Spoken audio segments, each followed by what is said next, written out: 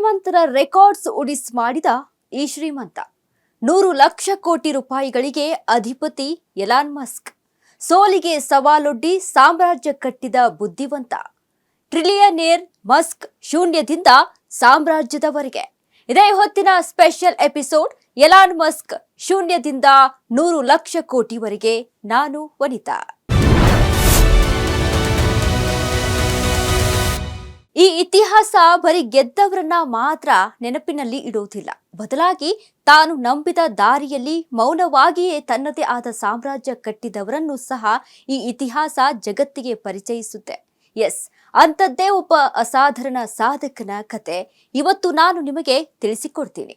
ಎಲ್ಲರೂ ಈತನನ್ನ ಹುಚ್ಚ ಎಂದು ಕರೆದ್ರು. ಇವರ ಆಲೋಚನೆಗಳು ಯಾವುದೋ ಸಕ್ಸಸ್ ಆಗೋದಿಲ್ಲ ಎಂದು ಟೀಕಿಸಿದ್ರು. ಆದ್ರೆ ಆತ ಯಾವುದಕ್ಕೂ ತಲೆ ಕೆಡಿಸಿಕೊಳ್ಳಲಿಲ್ಲ. ತನ್ನ ಕನಸನ್ನ, ತನ್ನ ಪರಿಶ್ರಮವನ್ನ ಮಾತ್ರ ನಂಬಿದ್ದನು. ಅದರ ಪರಿಣಾಮ ಇವತ್ತು ಜಗತ್ತಿನ ಮೊದಲ ಟ್ರಿಲಿಯನೇರ್ ಪಟ್ಟಕ್ಕೆ ಏರಿ ನಿಂತಿದ್ದಾನೆ. ಅಂತಹ ಅಪ್ರತಿಮ ಛಲಗಾರನ ಹೆಸರೇ ಎಲಾನ್ ಮಸ್ಕ್. ತನ್ನ ಕೈಯಲ್ಲಿ ಕೇವಲ $2,000 ಹಿಡಿದುಕೊಂಡು ದಕ್ಷಿಣ ಆಫ್ರಿಕಾದಿಂದ ಕೆನಡಾದ ನೆಲಕ್ಕೆ ಕಾಲಿಟ್ಟಿದ್ದ ಒಬ್ಬ ಸಾಮಾನ್ಯ ಹುಡುಗ ಇಂದು ಜಗತ್ತಿನ ಅತ್ಯಂತ ಶ್ರೀಮಂತ ವ್ಯಕ್ತಿ. ಹೌದು, ಶೂನ್ಯದಿಂದ 100 ಲಕ್ಷ ಕೋಟಿಯವರೆಗೆ ಬೆಳೆದದ್ದು ಹೇಗೆ ನೋಡೋಣ ಈ ಕಂಪ್ಲೀಟ್ ಎಪಿಸೋಡ್ನಲ್ಲಿ. ಶ್ರೀಮಂತರ ರೆಕಾರ್ಡ್ಸ್ ಒಡಿಸ್ ಮಾಡಿದ ಈ ಶ್ರೀಮಂತ 100 ಲಕ್ಷ ಕೋಟಿ ರೂಪಾಯಿಗಳಿಗೆ ಅಧಿಪತಿ ಎಲಾನ್ ಮಸ್ಕ್. ಸೋಲಿಗೆ ಸವಾಲೊಡ್ಡಿ ಸಾಮ್ರಾಜ್ಯ ಕಟ್ಟಿದ ಬುದ್ಧಿವಂತ ಟ್ರಿಲಿಯನೇರ್ ಮಸ್ಕ್ ಶೂನ್ಯದಿಂದ ಸಾಮ್ರಾಜ್ಯದವರೆಗೆ.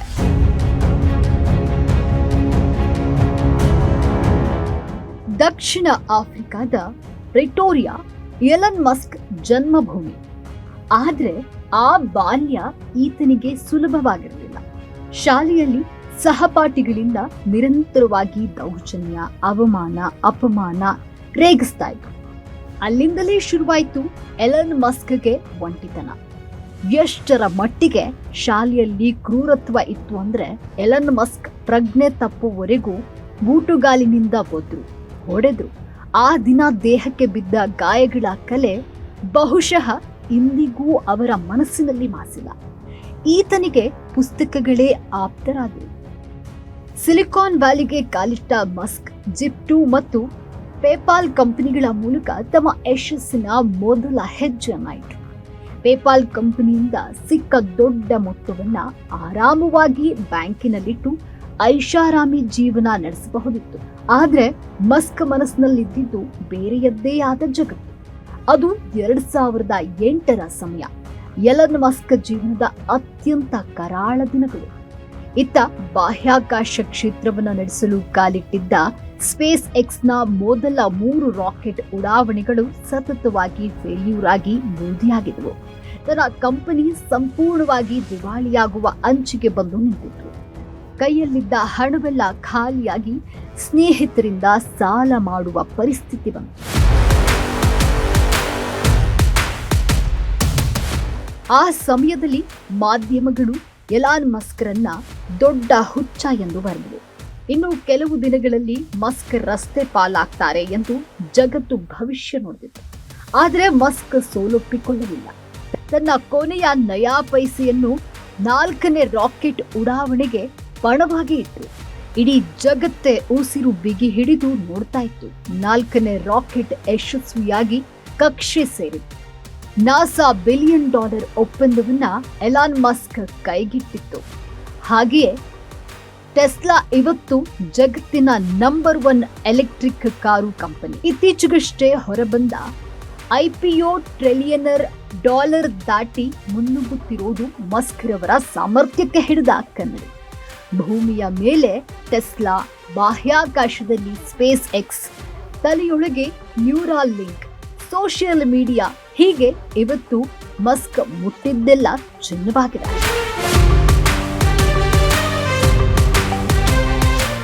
ಒಂದು ಕಾಲದಲ್ಲಿ ಬಾಡಿಗೆ ಮನೆಗೆ ಹಣ ಇಲ್ಲದೆ ಇದ್ದಾಗ ಆಫೀಸ್ನ ಸೋಫಾ ಮೇಲೆಯೇ ಮಲಗುತ್ತಿದ್ದ ವ್ಯಕ್ತಿ ಇವತ್ತು ಇಡೀ ಜಗತ್ತಿನ ಮೊದಲ ಟ್ರಿಲಿಯನೇರ್ ಆಗಿದ್ದಾನೆ. ಅಸಾಧ್ಯ ಎಂಬ ಪದವನ್ನ ತನ್ನ ತಲೆಯಿಂದಲೇ ತೆಗೆದು ಹಾಕಿದ ಛಲಗಾರ ಅಂದ್ರೆ ಎಲಾನ್ ಮಸ್ಕ್. ಇವತ್ತು ಕೋಟ್ಯಾಂತರ ಯುವಕರಿಗೆ ಸ್ಫೂರ್ತಿಯಾಗಿದ್ದಾರೆ. ಹೌದು, ಜಗತ್ತು ನಿನ್ನಿಂದ ಸಾಧ್ಯವಿಲ್ಲ ಅಂದಾಗ ಮೌನವಾಗಿಯೇ ಸಾಮ್ರಾಜ್ಯ ಕಟ್ಟಿ ತೋರಿಸಿದವನೇ ಅಸಲಿ ಸಿಕಂದರ್. ಆತನೇ ಎಲಾನ್ ಮಸ್ಕ್. ಇವತ್ತು ಇಡೀ ಜಗತ್ತು ಈತನ ಹೆಸರನ್ನ ಕೇಳಿ ಆಶ್ಚರ್ಯ ಪಡುತ್ತಿದೆ. ಆತ ಕೈ ಇಟ್ಟಿದ್ದೆಲ್ಲ ಚಿನ್ನ ಆಗ್ತಿದೆ. ಸ್ಪೇಸ್ ಎಕ್ಸ್, ಟೆಸ್ಲಾ ಒಡೆಯ ಎಲಾನ್ ಮಸ್ಕ್. ಆದ್ರೆ ಈ ಯಶಸ್ಸಿನ ಸಾಮ್ರಾಜ್ಯದ ಹಿಂದೆ ಇರೋ ಕರಾಳ ಇತಿಹಾಸ ಅಷ್ಟಿಷ್ಟಲ್ಲ. ಆಕಾಶಕ್ಕೆ ಏಣಿ ಹಾಕಿದ ಈ ನಾಯಕ ಒಂದು ಕಾಲದಲ್ಲಿ ತರಗತಿಯ ಕೋಣೆಯಲ್ಲಿ ರಕ್ತಸಿಕ್ತನಾಗಿ ಬಿದ್ದಿದ್ದ ಅನ್ನೋದು ನಿಮಗೆ ನೆನಪಿರಲಿ. ಈ ಎಲ್ಲಾ ನರಕಗಳಿಂದ ಮುಕ್ತಿ ಪಡೆಯಲೇಬೇಕು ಎಂದು ಹಠ ಹಿಡಿದಿದ್ದ ಹುಡುಗ ಜಗತ್ತನ್ನ ಬದಲಿಸುವ ಕನಸು ಹೊತ್ತು ಕೆನಡಾಗೆ ವಲಸೆ ಬಂದನು. ಆ ಸಮಯದಲ್ಲಿ ಆತನ ಕೈಯಲ್ಲಿದ್ದದ್ದು ಕೇವಲ ಒಂದು ಬ್ಯಾಗ್. ಹೌದು, ಕೇವಲ ಒಂದು ಬ್ಯಾಗ್ ಮತ್ತು ಈ ಜಗತ್ತನ್ನ ಬದಲಾಯಿಸುತ್ತೇನೆ ಅನ್ನೋ ಕಲ್ಪನೆ ಮಾತ್ರ ಇತ್ತು. ಮುಂದೇನಾಯ್ತು ನೋಡೋಣ ಬನ್ನಿ. ಕೆನಡಾದಿಂದ ಅಮೆರಿಕಾಗೆ ಬಂದ ಎಲನ್ ಮಸ್ಕ್ ಉನ್ನತ ಶಿಕ್ಷಣಕ್ಕಾಗಿ ಪ್ರತಿಷ್ಠಿತ ಸ್ಟ್ಯಾನ್ಫರ್ಡ್ ವಿಶ್ವವಿದ್ಯಾಲಯದಲ್ಲಿ PhD ಪ್ರವೇಶವನ್ನು ಪಡೆದರು. ಇಡೀ ಜಗತ್ತೇ ಆ ವಿಶ್ವವಿದ್ಯಾಲಯದ ಸೀಟಿಗಾಗಿ ಕಾಯ್ತಾ ಇದ್ರೆ ಎಲನ್ ಮಸ್ಕ್ ಕೇವಲ 2 ದಿನಗಳಲ್ಲಿ ಅಲ್ಲಿಂದ ಹೊರಬಂದರು. ಕಾರಣ ಇಂಟರ್ನೆಟ್ ಕ್ರಾಂತಿ ಅವರ ಕಣ್ಣೆದುರೇ ಇತ್ತು. ತಡ ಮಾಡದೆ ನೆಟ್ಸ್ಕೇಪ್ನಲ್ಲಿ ಕೆಲಸಕ್ಕೆ ಅಪ್ಲಿಕೇಶನ್ ಹಾಕಿದ್ರು. ಆ ಕಂಪನಿಯಿಂದ ಮಸ್ಕ್ಗೆ ಯಾವುದೇ ಪ್ರತಿಕ್ರಿಯೆ ಸಿಗಲಿಲ್ಲ. ಬಾಗಿಲುಗಳು ಮುಚ್ಚಿದಾಗ ಹೊಸ ದಾರಿಯನ್ನ ಹುಡುಕೋದೆ ಸಾಧಕನ ಲಕ್ಷಣ ಎಂಬಂತೆ ತಮ್ಮ ಸಹೋದರ ಕಿಂಬಾಲ್ ಮಸ್ಕ್ ಮತ್ತು ಗೆಳೆಯ ಗ್ರೆಲ್ ಕೌರಿ ಜೊತೆಗೂಡಿ ಜಿಪ್2 ಕಂಪನಿಯನ್ನ ಆರಂಭಿಸಿದರು.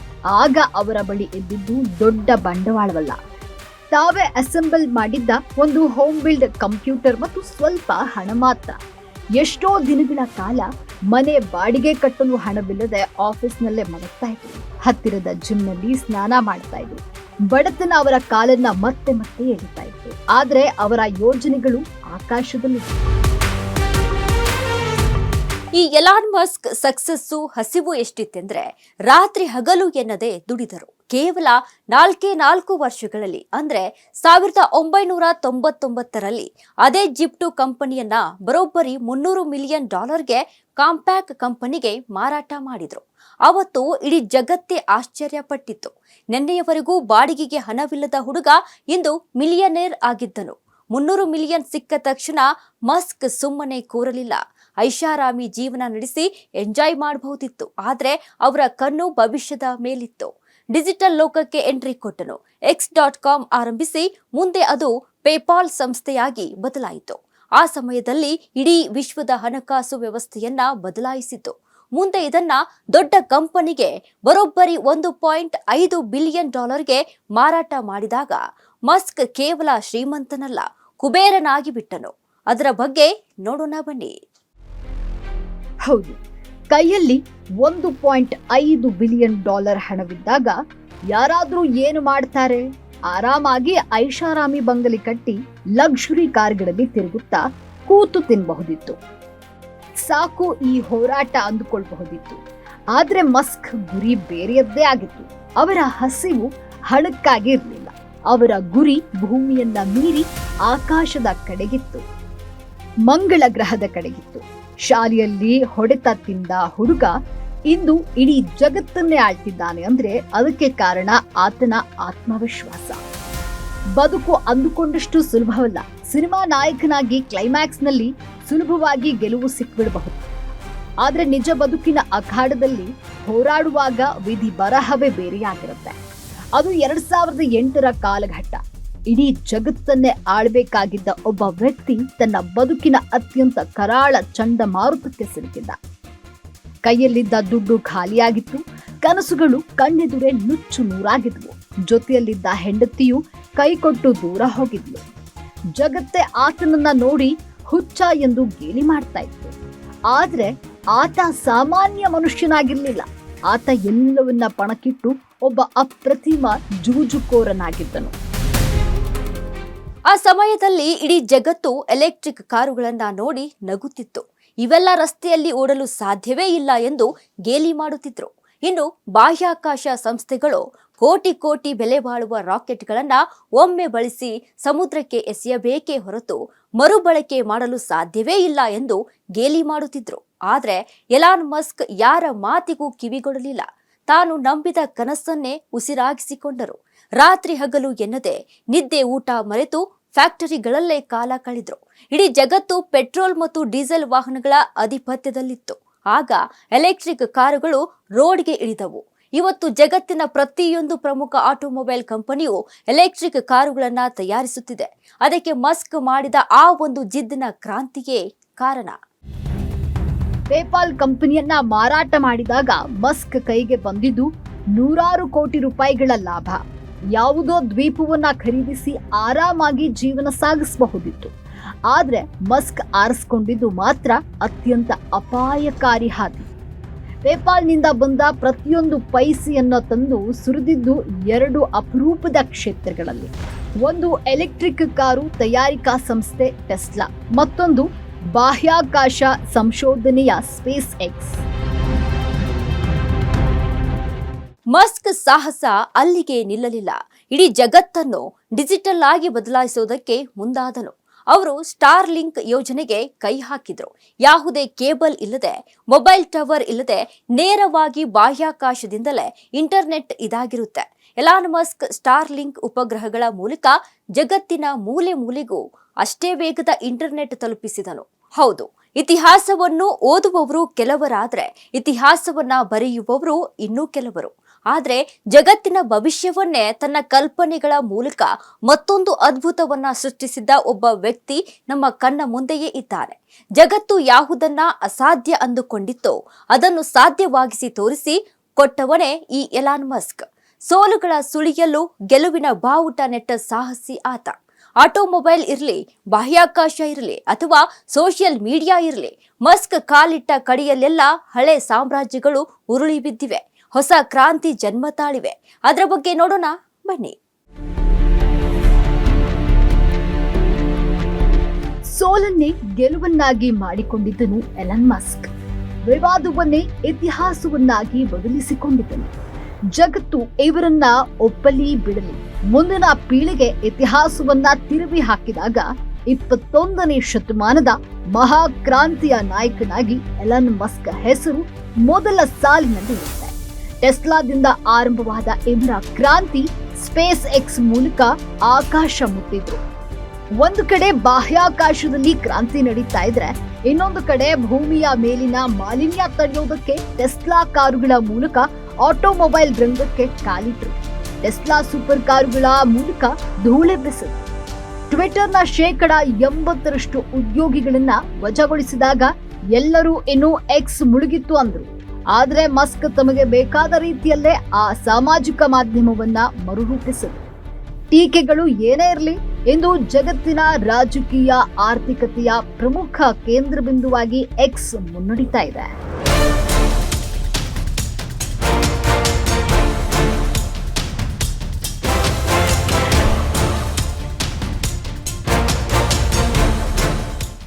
ಟೆಸ್ಲಾ ಮತ್ತು ಸ್ಪೇಸ್ ಎಕ್ಸ್ ಸಕ್ಸಸ್ ಆದ ಮೇಲೆ ಎಲಾನ್ ಮಸ್ಕ್ ಟ್ವಿಟರ್ ಅನ್ನ ಖರೀದಿಸಿ ಅದಕ್ಕೆ ಎಕ್ಸ್ ಎಂದು ಮರುನಾಮಕರಣ ಮಾಡಿ ಬೇರೆಯ ದಿಕ್ಕಿಗೆ ತೆಗೆದುಕೊಂಡು ಹೋದ್ರು. ಇಷ್ಟೆಲ್ಲ ಸಾಧಿಸಿದ ಎಲಾನ್ ಮಸ್ಕ್ ರವರ ಮುಂದಿನ ಗುರಿ ಏನು ಗೊತ್ತಾ? ಮನುಷ್ಯರನ್ನ ಮಂಗಳ ಗ್ರಹಕ್ಕೆ ಕರೆದುಕೊಂಡು ಹೋಗೋದು, ಅಲ್ಲಿಂದ ಒಂದು ಹೊಸ ನಾಗರಿಕತೆಯನ್ನ ಸೃಷ್ಟಿಸೋದು. ಈ ಕನಸು ಸಾಮಾನ್ಯರಿಗೆ ಈಗಲೂ ವಿಚಿತ್ರವಾಗಿ ಕಾಣಿಸಬಹುದು. ಆದ್ರೆ ಮಸ್ಕ್ ನಡೆದು ಬಂದ ದಾರಿಯನ್ನ ನೋಡಿದ್ರೆ ಬಹುಶಃ ಅದು ಕೂಡ ಒಂದು ದಿನ ಸಕ್ಸಸ್ ಆಗೋದ್ರಲ್ಲಿ ಯಾವುದೇ ಅನುಮಾನವಿಲ್ಲ. ಯಾರೋ ಒಬ್ಬ ವ್ಯಕ್ತಿ ಕೋಟ್ಯಾಂತರ ರೂಪಾಯಿ ಖರ್ಚು ಮಾಡಿ ಮಂಗಳ ಗ್ರಹಕ್ಕೆ ಹೋಗುವ ಹುಚ್ಚು ಸಾಹಸಕ್ಕೆ ಕೈ ಹಾಕ್ತಾನೆ ಅಂದ್ರೆ ಅವನಲ್ಲಿರುವ ಧೈರ್ಯ ಎಂಥದ್ದು? 4 ಜನರು ಮಾತನಾಡ್ಕೊಳ್ತಾರೆ ಎಂದು ಅವರು ಎಂದಿಗೂ ತಮ್ಮ ಕನಸಿನ ಗಾತ್ರವನ್ನ ಸಣ್ಣದು ಮಾಡಿಕೊಳ್ಳೋದಿಲ್ಲ. ಜಗತ್ತಿನ ಅತಿ ದೊಡ್ಡ ರಾಕೆಟ್ ಸ್ಟಾರ್ಶಿಪ್ ಇಂದು ಮಂಗಳ ಗ್ರಹದತ್ತ ಹಾರಲು ಸಿದ್ಧವಾಗ್ತಾ ಇದೆ.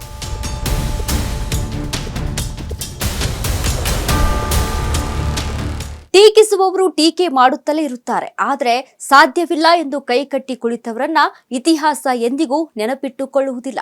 ಬದಲಿಗೆ ಇಡೀ ಜಗತ್ತೇ ವಿರೋಧಿಸಿದ್ರು ನನ್ನ ಕನಸನ್ನ ನಾನು ನನಸು ಮಾಡಿಕೊಳ್ಳುತ್ತೇನೆ ಎಂದು ಸಾಧಿಸಿ ತೋರಿಸಿದವರನ್ನ ಮಾತ್ರ ಇತಿಹಾಸ ತನ್ನ ಬಂಗಾರದ ಪುಟಗಳಲ್ಲಿ ನೆನಪಿನಲ್ಲಿಡುತ್ತದೆ. ಅಂತಹ ವ್ಯಕ್ತಿಯೇ ಈ ಎಲಾನ್ ಮಸ್ಕ್. ಜಗತ್ತಿನ ಇತಿಹಾಸದಲ್ಲಿ ಹಣದ ಸಾಮ್ರಾಜ್ಯ ಆಳಿದವರು ಹಲವರಿದ್ದಾರೆ. ರಾಜ ಮಹಾರಾಜರು ಅಷ್ಟೇ ಏಕೆ, ಕೈಗಾರಿಕಾ ಕ್ರಾಂತಿಯ ಸೃಷ್ಟಿಕರ್ತರು, ಬಿಲಿಯನೇರ್ಗಳು, ಪಟ್ಟಿಯಲ್ಲಿ ಮೆರೆದ ಘಟಾನುಘಟಿಗಳು ಇದ್ದಾರೆ. ಆದರೆ ಈ ಇಡೀ ಭೂಮಂಡಲದ ಇತಿಹಾಸದಲ್ಲೇ ಇಲ್ಲಿಯವರೆಗೂ ಯಾರೂ ತಲುಪದ, ಯಾರು ಊಹಿಸದ ಆ ಒಂದು ಸಿಂಹಾಸನ ಈಗ ಸಿದ್ಧವಾಗಿದೆ. ಅದರ ಬಗ್ಗೆ ನೋಡೋಣ ಬನ್ನಿ. ಹೌದು, ಈತ ವಿಜ್ಞಾನ ಲೋಕದ ಹುಚ್ಚುದೊರೆ, ತಂತ್ರಜ್ಞಾನ ಲೋಕದ ಸರ್ವಾಧಿಕಾರಿ, ಮಂಗಳ ಗ್ರಹಕ್ಕೆ ಮಾನವರನ್ನ ಕಳುಹಿಸಲು ಹೊರಟಿರುವ ಕ್ರೇಜಿ ಸೈಂಟಿಸ್ಟ್ ಅಂದ್ರೆ ಎಲಾನ್ ಮಸ್ಕ್. ಹೌದು, ಭೂಮಿಯ ಮೊದಲ ಟ್ರಿಲಿಯನೇರ್ ಪಟ್ಟಕ್ಕೇರಲು ಕ್ಷಣಗಳನ್ನೇ ಆರಂಭವಾಗಿದೆ. ಇದು ಕೇವಲ ಹಣದ ಕಥೆಯಲ್ಲ, ಇಡೀ ಜಗತ್ತನ್ನೇ ತನ್ನ ಬೆರಳ ತುದಿಯಲ್ಲಿ ನಡುಗಿಸುತ್ತಿರುವ ಒಬ್ಬ ವ್ಯಕ್ತಿಯ ಮಹಾಗಾಥೆ. ಟ್ರಿಲಿಯನೇರ್ ಪಟ್ಟ ಎಲನ್ ಮಸ್ಕ್ಗೆ ಕೇವಲ ಒಂದು ನಂಬರ್ ಅಷ್ಟೇ. ಯಾಕಂದ್ರೆ ಅವರ ಅಂತಿಮ ಗುರಿ ಹಣ ಮಾಡೋದಲ್ಲ, ಭೂಮಿಯ ಮೇಲಿನ ಸಂಪತ್ತನ್ನೆಲ್ಲ ಸೇರಿಸಿ ಮಂಗಳ ಗ್ರಹದ ಮೇಲೆ ಮನುಷ್ಯನ ಹೊಸ ಸಾಮ್ರಾಜ್ಯವನ್ನ ಕಟ್ಟುವುದು.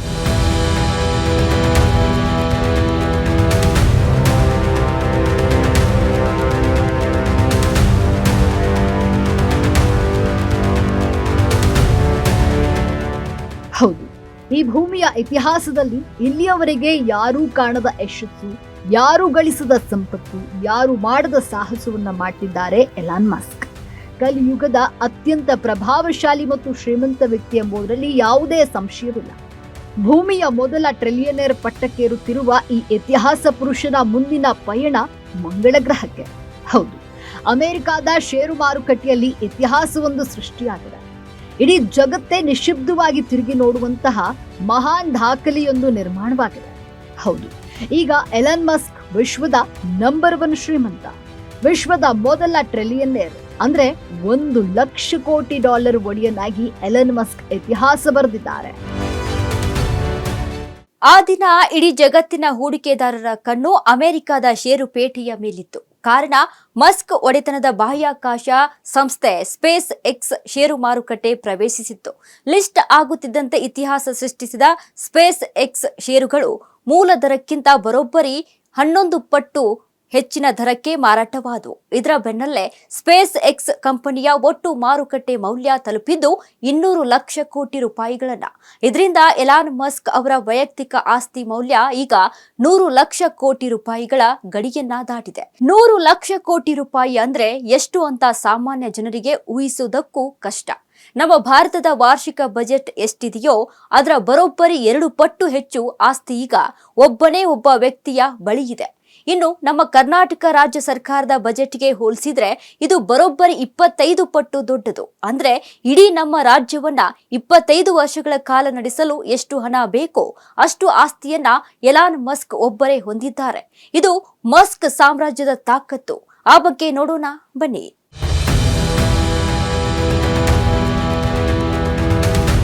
ಒಬ್ಬ ವ್ಯಕ್ತಿಯ ಆಸ್ತಿ ದೇಶಗಳ ಆರ್ಥಿಕತೆಯನ್ನೇ ಮೀರಿಸುವಷ್ಟು ಬೆಳೆದಾಗ ಜಗತ್ತಿನ ಪವರ್ ಬ್ಯಾಲೆನ್ಸ್ ಬದಲಾಗುತ್ತೆ.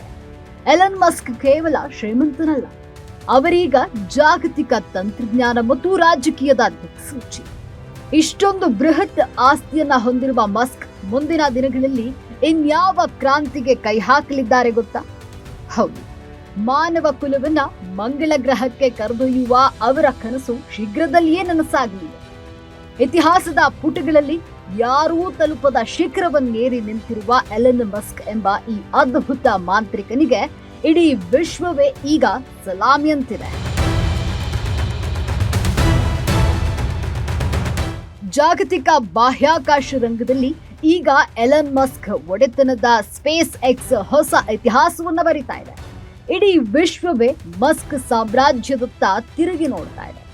ಕೇವಲ ಭೂಮಿಯ ಮೇಲಷ್ಟೇ ಅಲ್ಲ, ಈಗ ಅಂತರಿಕ್ಷದಲ್ಲಿಯೂ AI ಡೇಟಾ ಸೆಂಟರ್ಗಳನ್ನ ನಿರ್ಮಿಸೋದಕ್ಕೆ ಸ್ಪೇಸ್ ಎಕ್ಸ್ ಮಾಸ್ಟರ್ ಪ್ಲಾನ್ ಅನ್ನ ಮಾಡಿದೆ. ಹೌದು, ಬಾಹ್ಯಾಕಾಶದಲ್ಲಿಯೇ ಸೂಪರ್ ಕಂಪ್ಯೂಟರ್ಗಳು ಕೆಲಸ ಮಾಡಲಿವೆ. ಈ ಮಹಾ ಯೋಜನೆಗಳಿಗಾಗಿ ಈಗ ಭಾರಿ ಪ್ರಮಾಣದ ಬಂಡವಾಳದ ಅಗತ್ಯವಿದ್ದು, ಅದಕ್ಕಾಗಿಯೇ ಸ್ಪೇಸ್ ಎಕ್ಸ್ ಮಾರುಕಟ್ಟೆಯಿಂದ ಹಣ ಸಂಗ್ರಹಿಸ್ತಾ ಇದೆ. ಇದು ಇತಿಹಾಸದಲ್ಲೇ ಯಾರೂ ನೋಡದೇ ಇರುವಂತಹ ಸಾಮ್ರಾಜ್ಯ. ಇದು ಕೇವಲ ಹಣದ ಹಸಿವಲ್ಲ, ಇಡೀ ಬ್ರಹ್ಮಾಂಡವನ್ನೇ ಆಳುವ ಕನಸುಗಾರನ ಕತೆ. ಇತಿಹಾಸ ಪುಟಗಳನ್ನ ಒಮ್ಮೆ ತಿರುಗಿ ನೋಡಿ. ಜಗತ್ತಿನ ಯಾವುದೇ ರಾಜ, ಮಹಾರಾಜ ಅಥವಾ ಉದ್ಯಮಿ ಕೂಡ ಇಷ್ಟು ಅಪಾರ ಆಸ್ತಿಯನ್ನ ಹೊಂದಿರಲಿಲ್ಲ. ಈ ಭೂಮಿಯ ಮೇಲಿನ ಶ್ರೀಮಂತರ ಪಟ್ಟಿಯಲ್ಲಿ ಅತಿ ಎತ್ತರಕ್ಕೆ ಜಿಗಿದಿರುವ ಈ ಧೀಮಂತ ಈಗ ಇಡೀ ವಿಶ್ವವೇ ತನ್ನತ್ತ ತಿರುಗಿ ನೋಡುವಂತೆ ಮಾಡಿದ್ದಾರೆ. ಸದ್ಯ ಈ ಮಹಾ ಕುಬೇರನ ಮುಂದಿನ ಪ್ಲಾನ್ ಏನು ನೋಡೋಣ ಬನ್ನಿ. ಇದೀಗ ಸ್ಪೇಸ್ ಎಕ್ಸ್ ನ ಅಲ್ಟಿಮೇಟ್ ಟಾರ್ಗೆಟ್ ಇರೋದು ಕೆಂಪು ಗ್ರಹ ಮಂಗಳ ಮೇಲೆ. ಹೌದು, ಕೋಟ್ಯಾಂತರ ಮೈಲಿ ದೂರದಲ್ಲಿರುವ ಮಂಗಳ ಗ್ರಹದ ಮೇಲೆ ಮಾನವನನ್ನ ಕಳುಹಿಸೋದು.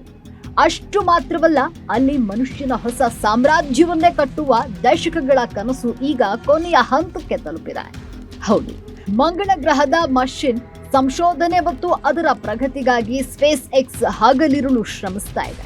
ಈ ಐತಿಹಾಸಿಕ ಮತ್ತು ಅಪಾಯಕಾರಿ ಸಾಹಸಕ್ಕೆ ಕೋಟಿ ಕೋಟಿ ಹಣದ ಅವಶ್ಯಕತೆ ಇದೆ. ಈ ಬೃಹತ್ ಬಂಡವಾಳವನ್ನ ಕ್ರೋಢೀಕರಿಸಲು ಸ್ಪೇಸ್ ಎಕ್ಸ್ ಈಗ ವಿಶ್ವಾದ್ಯಂತ ಹಣ ಸಂಗ್ರಹಿಸಲು ಮಹಾ ಅಭಿಯಾನಕ್ಕೆ ಇಳಿದಿದೆ.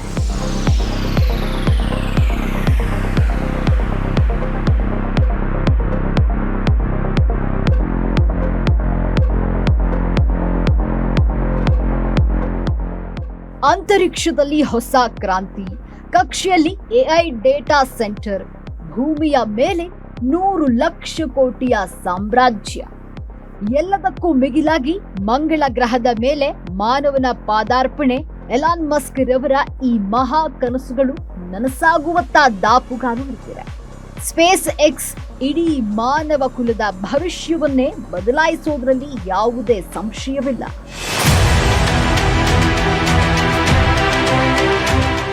ಇದು ಇವತ್ತಿನ ಸ್ಪೆಷಲ್ ಎಪಿಸೋಡ್. ನೋಡ್ತಾ ಇರಿ ಅಶ್ವವೇಗ ನ್ಯೂಸ್, ಇದು ಸತ್ಯಾನ್ವೇಷಣೆಯ ಓಟದಲ್ಲಿ.